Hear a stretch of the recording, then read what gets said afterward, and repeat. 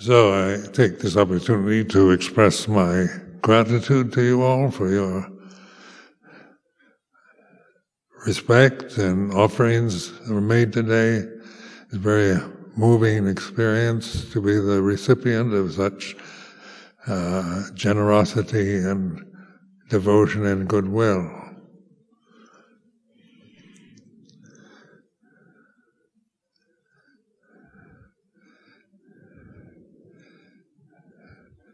So it's time for rejoicing and having a pleasant day. The teachings are not really my teachings, they're reflections from practicing according to the Buddha's teachings. And it's, when I was a samanera, before I met Luang Por started reflecting on the Four Noble Truths. I was a year retreat as a samanera in a forest monastery in Nong Khai in Thailand. So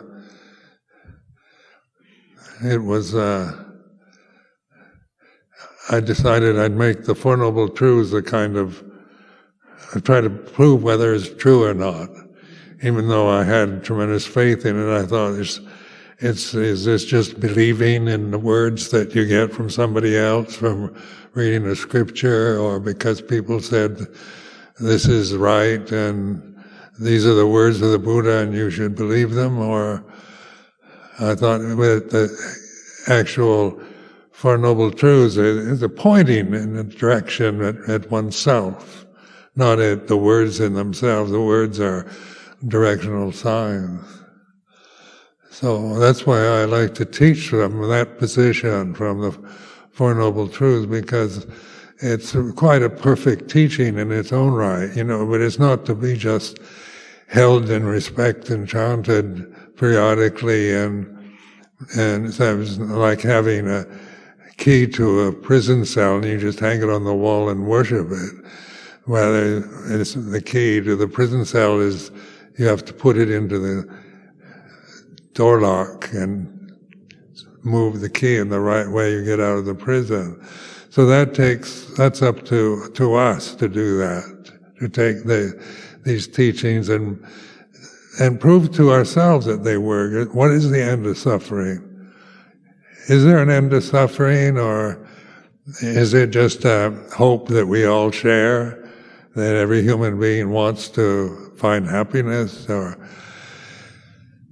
And then meeting Luang Por a year later, he was pointing to the end of suffering is here, and to point to his heart.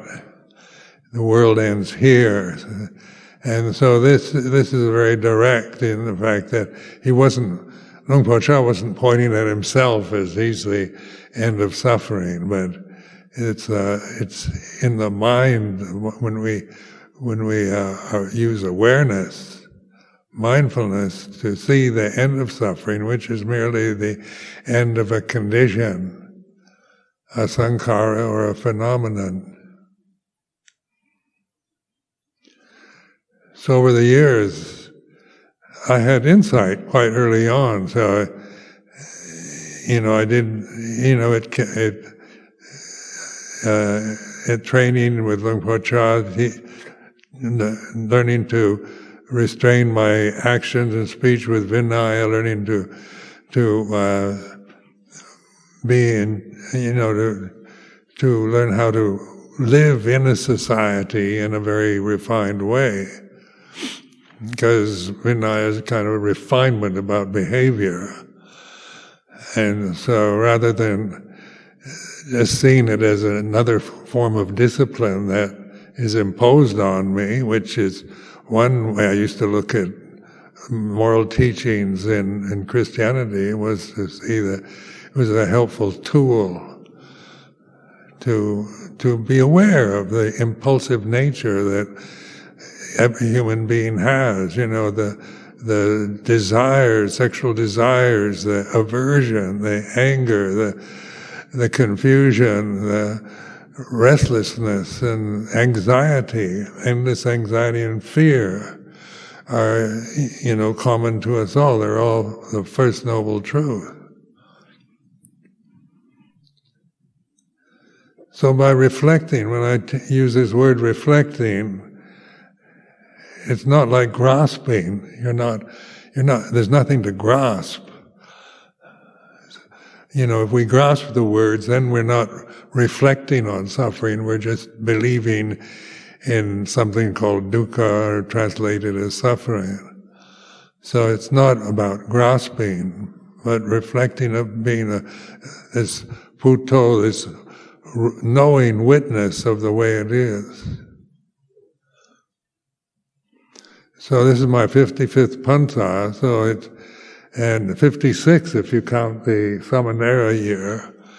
So that's a long time, and I really am grateful for the opportunity to live like this, to live in such a fine way as I've been fortunate to encounter in this tradition. To spend one's life with all the support to investigate Dhamma. So like here at Amaravati, it's a perfect place for investigating the Four Noble Truths. You've got the support, generous support on material level. Ajahn Sumedho is an excellent teacher and leader, and the teachings of the Buddha are here for us to use. They're very practical and very direct.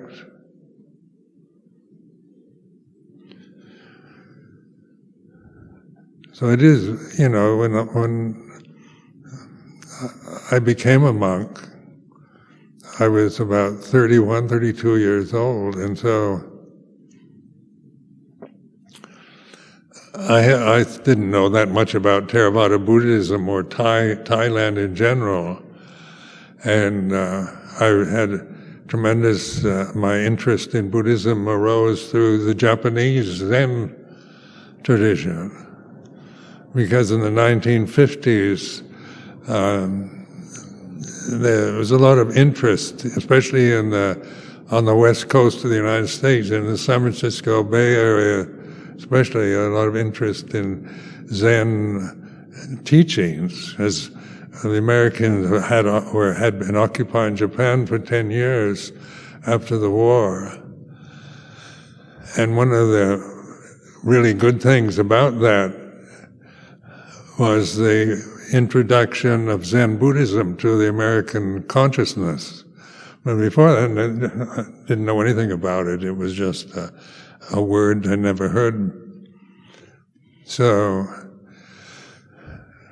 Japan exported to the United States a very profound teaching, because Zen Buddhism is about investigating reality in its own particular style. So different ajahns, different teachers have different styles, different emphases in that and practice.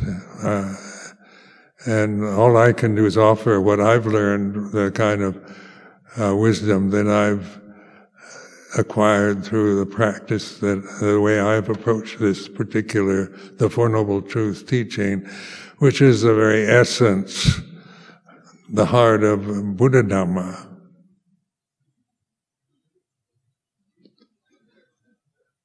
In 1955, I was in the U.S. Navy. We were in Japan, and that's where I encountered Zen Buddhism. Somebody gave me some books on haiku poetry, and they mentioned Zen, and so I became interested in pursuing that.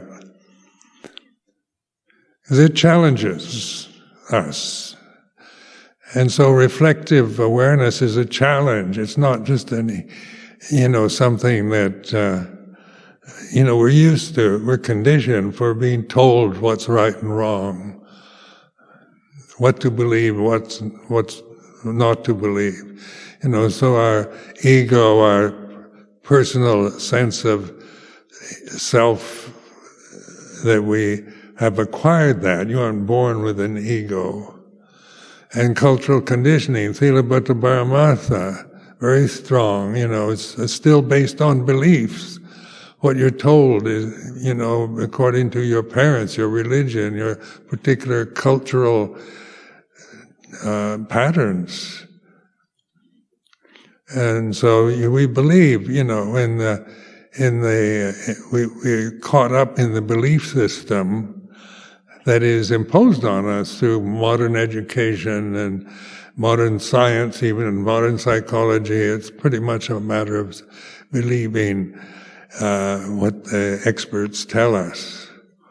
But in Buddha Dhamma, it's not about believing. There's no kind of doctrinal positions that are imposed on us. So it's like asking for the 3 refuges. It's not me telling you you have to take the refuges. It's in a kind of ceremonial style, admittedly, but the spirit of the 3 refuges is not kind of impose, make you take refuge in Buddha, Dhamma, Sangha, but requesting to use this particular words, this particular teachings, not for belief but for investigation. What is Buddha, Dhamma, Sangha in reality of here and now? And that takes reflection. We can respect Buddhism in its many forms, and it's an ancient religion. It is a religion. It has a very strong past, and a lot of it built on faith and belief. But this particular style that one developed living with Luang Por Sumedho in northeast Thailand was investigation, patipatta.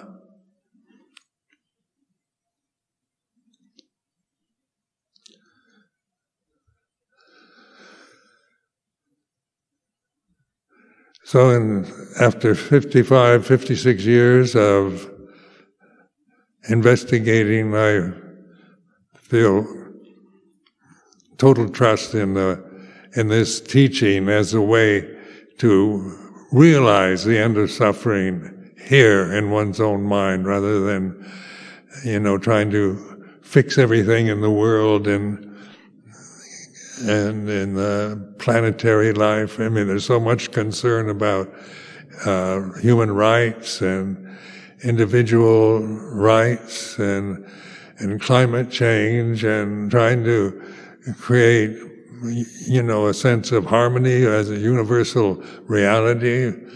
The world is like that.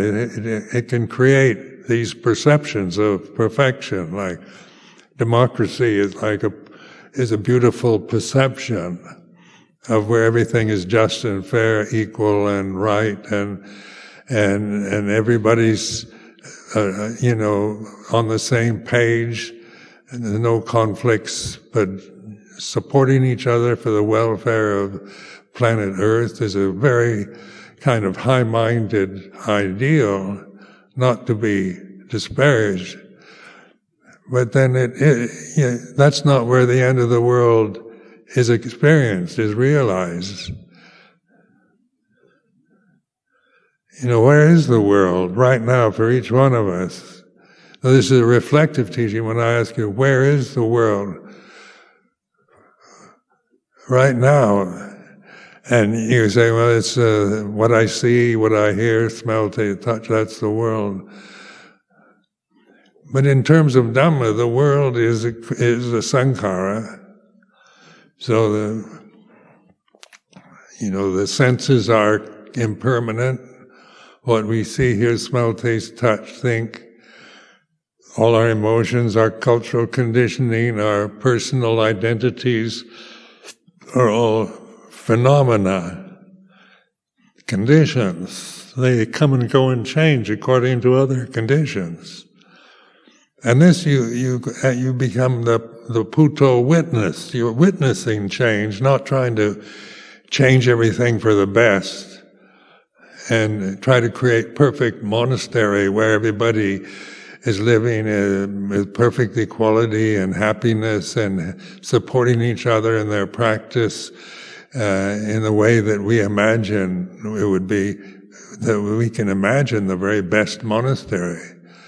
But monasteries, Amaravati is a place for looking at suffering, reflecting on it, not trying to get rid of it, not trying to create perfect Sangha community out of trying to make everybody happy and enlightened and complete in themselves, even though that's an ideal. But all we can do is, for ourselves, to really realize the end of the world, the end of suffering is here. Here and now is not something in the future, where the future is not real at this moment. The future is just imagination, perceptions that we create in the mind. So tomorrow, at this very moment, as we're sitting here, is an imagination, is an image, is a concept. And this is reflecting on the way it is. I'm not saying that tomorrow is dismissing tomorrow as something, a delusion. But when we live our lives for tomorrow, for the future, then we're not reflecting on the way things are anymore. We're believing that we can become enlightened in the future if we practice hard, surrender to the form, watch our minds, all the advice that is very available in Amaravati, so the advice is all there, but the basic problem is Sakya Ditti Silabhata Paramasa Vicikicca.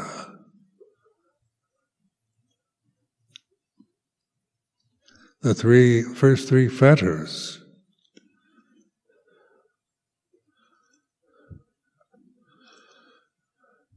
So recently, giving one of these recorded talks, Ajahn Sumedho labeled it, "I think, therefore I doubt." And that's a very, very good subject. Because we're all brought up with the Descartes, "I think, therefore I am," which is an interesting reflection. But where does doubt come from? Why do we doubt? Why do you doubt yourself? Why is it that you doubt that you're unenlightened and that that you've got to get something you don't have or get rid of all the things that are wrong with you? Is because you're thinking. The future is a promise, is a hope. Right now, at this moment, the hope for everything goes well in the future. Everything might go wrong in the future. It's possible. Where there's hope, there's also fear. So the future is really uncertain as a perception. You can't find happiness or the end of the world or the end of suffering in the future. It's impossible.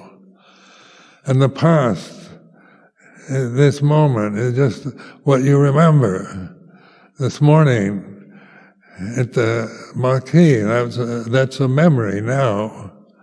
This is reflective awareness.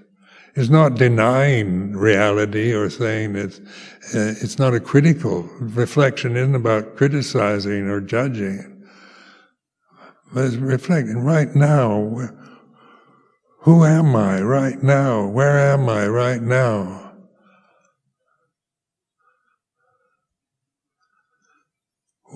Where is Buddha right now?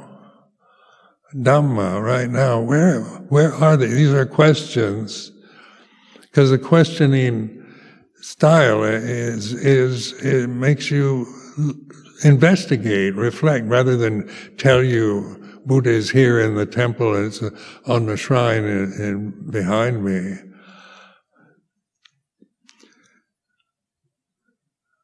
or Buddha is a kind of mystical force in the universe. Buddha nature makes it sound kind of mystical and remote. And Dhamma, what is Dhamma right now? What is the Dhamma? The reality of Dhamma is it ultimate truth or ultimate reality? These are words again, put in ultimate form. Ultimate truth is a decent enough translation of Dhamma from Pali to English. But that's all it is. It's more words. It's not reality itself. It's not Dhamma, the here and now Dhamma that we are. We're thinking of it as in some terms of superlatives. So this is where this life is about investigating, and the second of the 7 factors of enlightenment. The first factor is sati, mindfulness, and the second is Dhamma Vijaya, investigation.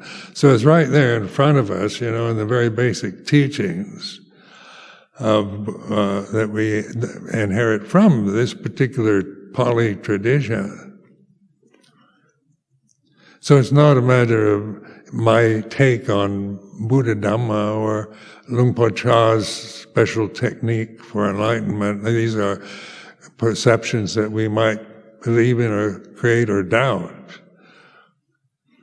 But doubt itself is the result of attachment to thinking. When you think about yourself as a person, you can't help but doubt. The personality is so, based on judgments, on, value judgments that we create with thoughts, whether we're right or wrong, good or bad, capable or incapable, or right or wrong.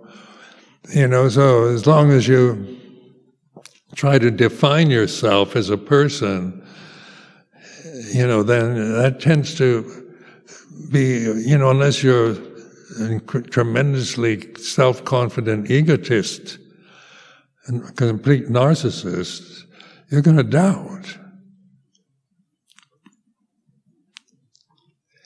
Even complete narcissists need constant reinforcement that they're the best.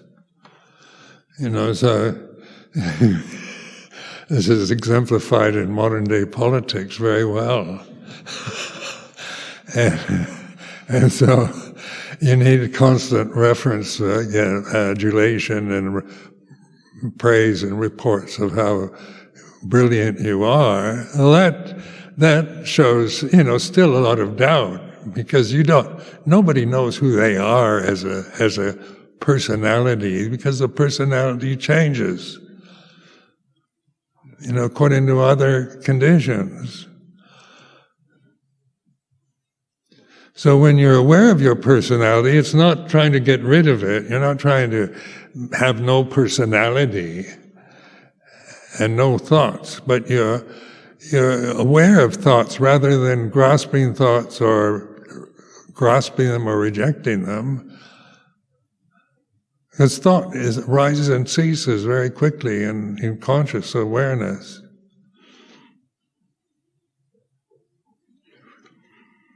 So it's important,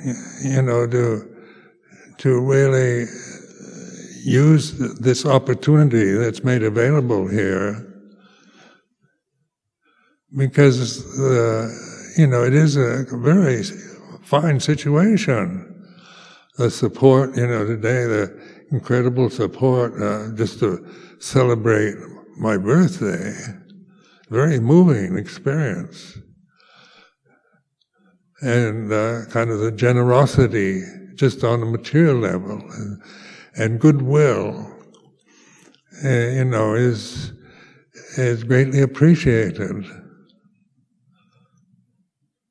But if I depend on my happiness and satisfaction to have this kind of experience every day, then it would change, because I'm not going to get this kind of attention every day of my life till I drop dead at 120. So what you find isn't, in the end of suffering, is not, you don't need worldly praise. You don't need other people to define you or keep supporting your delusions. You don't need all the things that you believe you think you need as a separate person. The needs are clearly defined in the four requisites: shelter for the night, bangsa cloth, robes, discarded cloth. So the needs of four requisites are a good reflection about, because we do need sort of survival, we need to eat food, we need medicine for illness, we need shelter, we need something to wear. So that's where these four requisites are found very helpful in dealing with my own greedy personality. My personality can be very greedy and needy kind of personality that I've observed.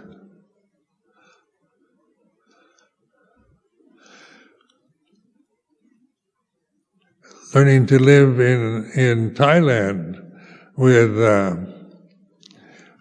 in the first years with Luang Por Cha, it was, I appreciated the fact that he would accept me as a monastic candidate, and so that I trusted. But there was so many things I didn't understand. It was very confusing the first year of monastic life at Wat Pa Pong. I spent mostly confused by everything. Didn't know what they were talking about. Just trying to following the right tradition and the right way they do things, what they consider is proper behavior. I try to adapt myself to that, and being frustrated, not quite knowing where I'm at in the society. But in Thailand, it was very nice because they do respect monastics, especially Western monastics who, they don't expect to. They'd never seen before a Western or an American ordained as a Buddhist monk. So that was very nice to have that kind of support and encouragement, because I felt very encouraged in the first year, even though I was on a level of learning to live within a Vinaya structure as it was taught in Wat Pa Pong at that time was very kind of confusing. And the confusion is about thinking. You think a lot, you're going to be confused.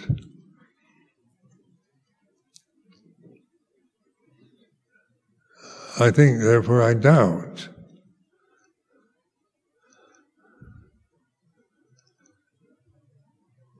So the doubting is where thinking stops. Rather than trying to get rid of doubt, trying to get answers to all your questions and find solutions to your problems, you're investigating doubt. Because, like in Zen Buddhism, it's, they use this doubting practice, asking these impossible nonsensical koans, these things that you can't resolve just through clever intellectual answers to the koans. It's when you actually awaken to not knowing, when you are the Puto, the knower of not knowing is like this, doubting is like this.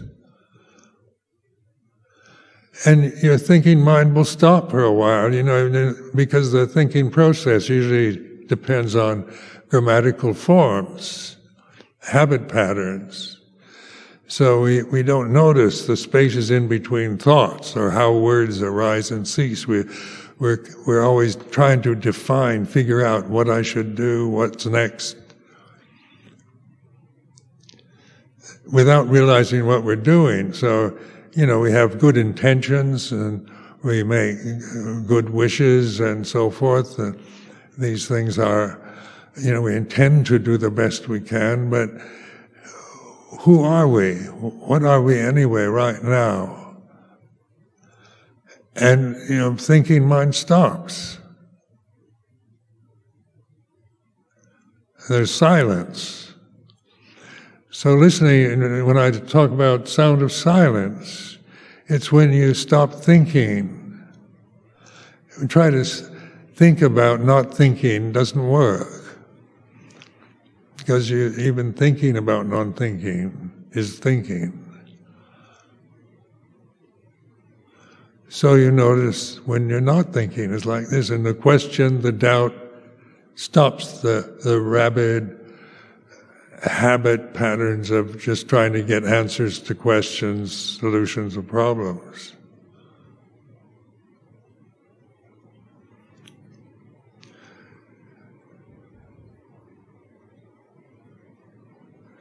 And learning to really trust that not knowing. Not being sure, feeling uncertain, insecure, and the desire to find certitude or security in conditions or in ideas. We're always desperately trying to support our belief systems or try to get rid of our fears and doubts. And that's the first noble truth of suffering, is because we think. And we believe our thoughts, and we never question them.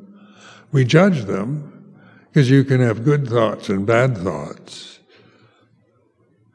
You can have very kind of generous, metta-like, loving-kindness emotions, where you love everybody equally, and then you can also, when the conditions arise, feel angry and frustrated and hate everybody. So emotions are dependent upon conditions. And that's a very strong identity, our emotional habits. What I feel, my view, my opinion, the sense of me is so ingrained in our thinking pattern, our habit pattern of this identity about me as somebody, who needs something, needs respect, needs encouragement, needs help. Or maybe you're the opposite. I know it all. I know what everybody else needs, and I'm right, and they're all wrong if they don't agree with me. But who thinks like this? Who believes like this? This is a question there's no answer to. There's no answer to who.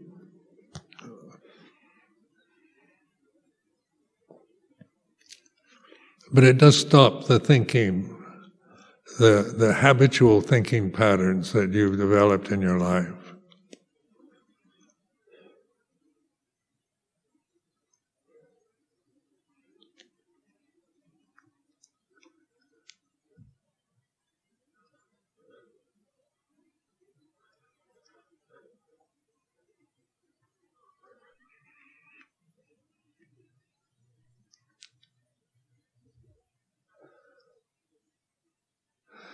And this reflection on where is the Buddha right now?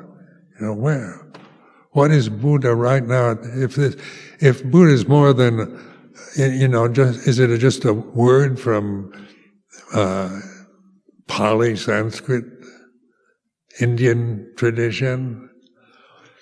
Because then it's taken into the English context. We take refuge in Buddha.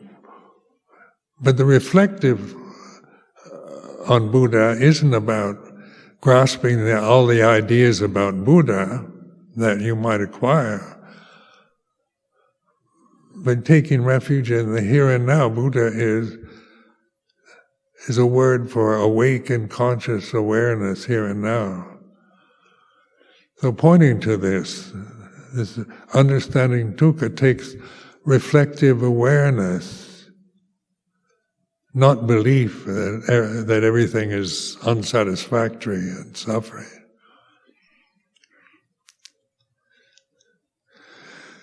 And in that first year as a samanera, I really had insights into the first and second noble truth. Just by reflecting in the situation I was in. I didn't have a teacher, I just had this book, Word of the Buddha, the basic teachings. But I didn't, I could understand impermanence, anicca, and dukkha, unsatisfactoriness or suffering. Anatta was like still something, like no self. No self. What does that mean? Because who suffers? Who can see impermanence? What is it that knows impermanence? Can observe any impermanence?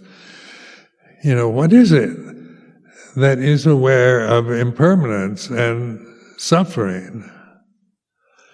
And the answer always would come out, me. Because that's the only subject I had I could create, was a sense of I'm the one that's doing this. I'm the one that is investigating. I'm the one that is observing, witnessing change and anicca and impermanence. I'm the one that is meditating on suffering and realizing it. Unsatisfactoriness is the nature of sankhara. That was getting beyond just belief in Buddhist teachings. It's investigating them. But what is the real subject? The immanent reality of each one of us is awareness. Here and now, so it's not a mystery. And you get beyond the words and all the conditioned attachments and habit patterns that we identify ourselves with and identify the world and create reality around with the cultural conditioning. What's left when you've let go of the world? What's left when you've let go of desire? When you let go of the causes of suffering, there's still awareness, conscious awareness, all the time. And you notice this. It's obvious. It's not subtle even.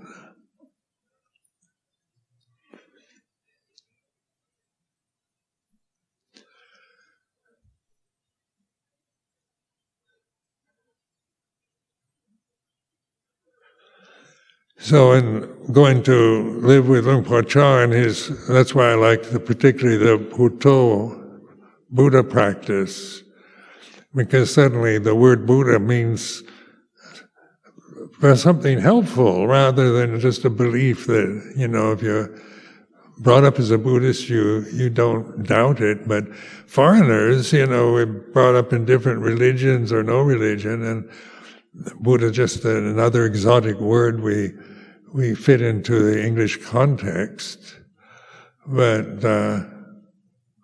it's not just an empty word from some exotic place, from some ancient time. Buddho is awareness here and now. So it is a refuge. A safe place to take refuge in is awareness here and now. It's like this.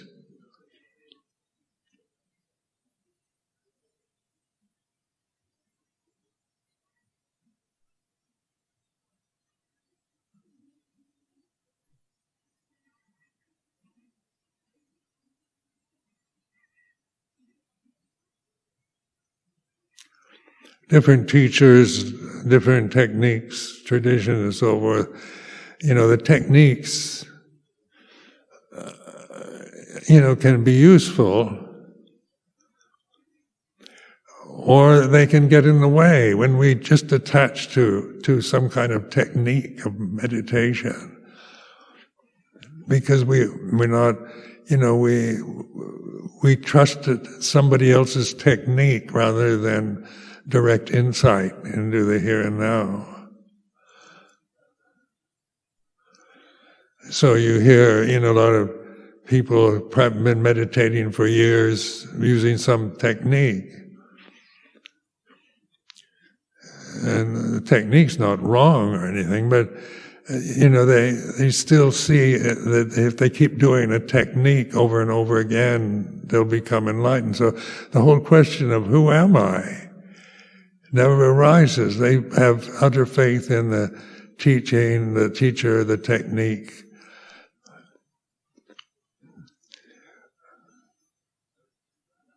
But is that what the Buddha wasn't teaching a technique? The Buddha Dhamma, the Four Noble Truths, isn't a technique. It's an invitation to reflect on something very common that none of us want, the suffering of attachment to the birth and death conditions that we are totally identified with. So like on birthday today, you think of birth is the very cause of death. So what was born today, 87 years ago, was a physical form, infant form, conscious form. That's now, the form has survived 87 years. So it's about the form, the birthday, the body is 87 years old. That's the form, the empty form. It's not a real person. It's not, we operate on a conventional level for birthdays, but it's important to reflect on birthdays, that they are merely cultural traditions. And the bodies are like this, 87 years old, you look like this. So this is the way it is for a physical form. And if I identify with the form as what I am, then what is, the future is about getting older, which isn't a very happy thought, old age. As I've told many people, no one understands it till you get old. So I don't expect young monks young nuns to understand old age. Because it's only when you grow old that you understand what it's like. It's like this. And this we can offer, like we're old forms that have practiced in this tradition. So the teaching is not about the form, but the nature of form is anatta, non-self. Then what is the ultimate self? When we talk about who is it, what is aware of old age is like this.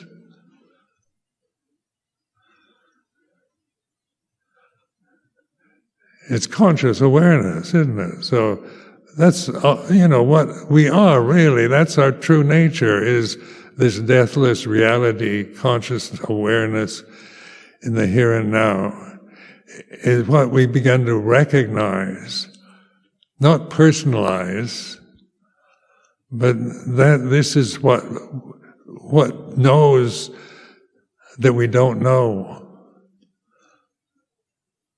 That is at peace with itself. Consciousness isn't judgmental, isn't male or female, isn't a monk or a layperson, isn't a Buddhist or a Christian. Consciousness is here and now, and anatta, non-self.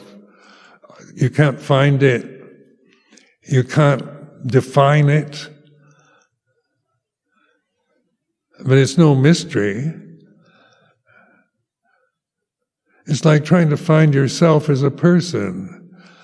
You know, it changes, doesn't it? Sometimes you think, I'm okay, other times you think you're really hopeless, or in a community, notice, living in a community of monastics, we're very conscious of each other, what others think of us, very self-conscious about our position, our status within the structure, the traditional structure.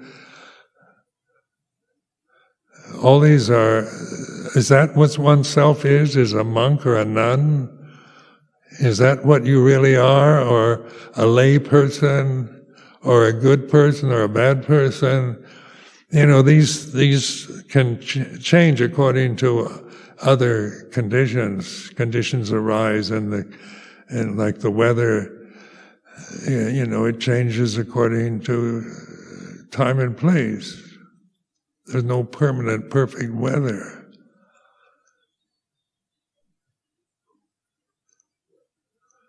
But what is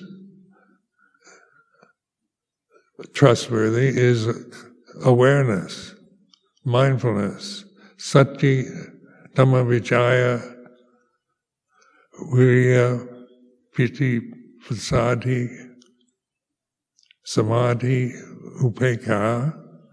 So the nature of consciousness is upekkha, ultimately. It's equanimity, it's balance, it's perfect, it's non-personal. Nobody owns it. You can't find it because that's what you are, like trying to find yourself. Trying to see your own eyes, you can't do it. You can't find yourself, really, because there is no self. So I offer this as a reflection.